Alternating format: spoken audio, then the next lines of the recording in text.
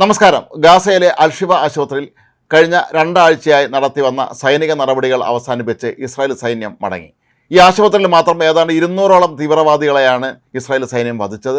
ഇവിടെ നിന്ന് പിടികൂടിയ എല്ലാ ഭീകരരും ഹമാസ് തീവ്രവാദികളല്ല. മറ്റു ചിലരാകട്ടെ പാലസ്തീനിയൻ ഇസ്ലാമിക് ജിഹാദ് എന്ന സംഘടനയിൽപ്പെട്ടവരുമാണ്.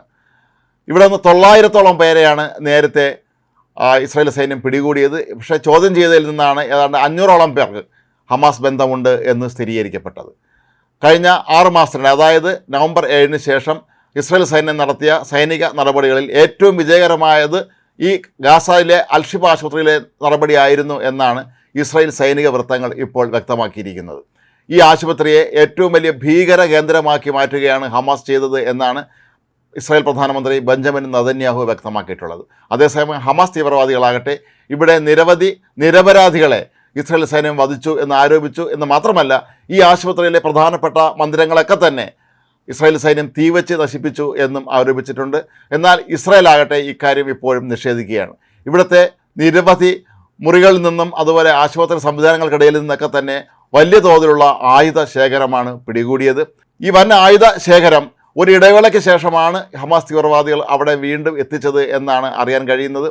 മാത്രവുമല്ല, ഇവിടുത്തെ പ്രധാന വിഭാഗങ്ങളായ പ്രസവ വിഭാഗം, അതുപോലെ തീ പൊള്ളലേറ്റവർക്കുള്ള വിഭാഗം, അത്യാഹിത വിഭാഗം തുടങ്ങിയ എല്ലാം തന്നെ ഹമാസ് തീവ്രവാദികൾ കയ്യേറുകയും അവിടെ എല്ലാം തന്നെ ഈ രോഗികളെ മറയാക്കി ഇസ്രായേലിനെ നേരിടാൻ ഉപയോഗിക്കുകയും ചെയ്തു എന്നാണ് പറയപ്പെടുന്നത്.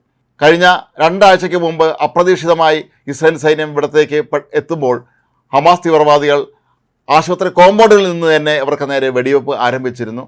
നിരവധി ഇസ്രായേൽ സൈനികരും ഹമാസിൻ്റെ ആക്രമണത്തിൽ കൊല്ലപ്പെട്ടിട്ടുണ്ട്. എന്താണെങ്കിലും ഈ ആശുപത്രിയുമായി ബന്ധപ്പെട്ട് പുറത്തു വരുന്ന കഥകൾ ആരെയും ഞെട്ടിപ്പിക്കുന്നതാണ് എന്നുള്ളതാണ് എൻ്റെ ഏറ്റവും പ്രധാനപ്പെട്ട കാര്യം. ഒരു ആശുപത്രിയെ എങ്ങനെ തീവ്രവാദ കേന്ദ്രമാക്കി മാറ്റാമെന്നും അവിടുത്തെ രോഗികളെ എങ്ങനെ തങ്ങൾക്ക് മറയാക്കി ഉപയോഗിക്കാമെന്നുമാണ് ഹമാസ് തീവ്രവാദികൾ ഇതിലൂടെ കാണിച്ചു തന്നത്. ആദ്യഘട്ടത്തിൽ ഇസ്രായേൽ സൈന്യം ആശുപത്രികൾ ആക്രമിക്കുന്നു എന്ന ഹമാസ് തീവ്രവാദികളുടെ ആരോപണത്തിന് ഏറെ പ്രചാരം ലഭിച്ചിരുന്നു എങ്കിൽ പോലും പിന്നീട് ഇസ്രായേൽ സൈന്യം ഈ ആശുപത്രിക്ക് ഉള്ളിലേക്ക് കടന്നപ്പോഴാണ് അവിടുത്തെ ആയുധശേഖരങ്ങളും ഭൂഗർഭ തുരങ്കങ്ങളും എല്ലാം തന്നെ കണ്ടെത്തിയത്.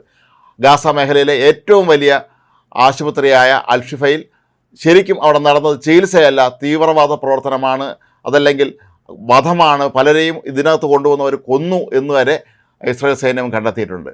നേരത്തെ ഇസ്രായേലിൽ നിന്ന് തട്ടിക്കൊണ്ടുവന്ന നിരവധി ബന്ദികളെ ആദ്യഘട്ടത്തിൽ പാർപ്പിച്ചിരുന്നതും ഈ ആശുപത്രിക്കുള്ളിലാണ്. ഇവരെ രോഗികൾ എന്ന രീതിയിലാണ് ഇവിടെ എത്തിച്ചതും ഇവിടുത്തെ മുറികൾ പാർപ്പിച്ചിരുന്നതും എന്നും സൂചന ലഭിച്ചിട്ടുണ്ട്.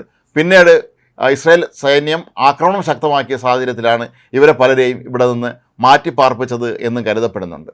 അതേസമയം ഇപ്പോഴും സമാധാന ചർച്ചകൾ തുടരുകയാണ്. അമേരിക്കയും ഖത്തറും എല്ലാം മുൻകൈയെടുത്ത് ഇക്കാര്യത്തിൽ ഒരു തീരുമാനമാകാനുള്ള നീക്കങ്ങളാണ് നടക്കുന്നത്. ഇതിനെല്ലാം ഇടയിൽ കഴിഞ്ഞ ദിവസം അമേരിക്കയിൽ നിന്ന് വൻതോതിൽ ആയുധങ്ങൾ വാങ്ങാൻ ഇസ്രായേൽ തീരുമാനിച്ചിട്ടുണ്ട്. ഇവയിൽ 25ഓളം F-35 ഇനത്തിൽപ്പെട്ട അത്യന്താധുനിക യുദ്ധവിമാനങ്ങളും ഉൾപ്പെടുന്നുണ്ട്. കഴിഞ്ഞ ദിവസവും അൽഷിഫ ആശുപത്രിക്ക് നേരെ ഇസ്രായേൽ സൈന്യം വ്യോമാക്രമണം നടത്തി എന്നാണ് ഹമാസ് തീവ്രവാദികൾ ഇപ്പോഴും ആരോപിക്കുന്നത്.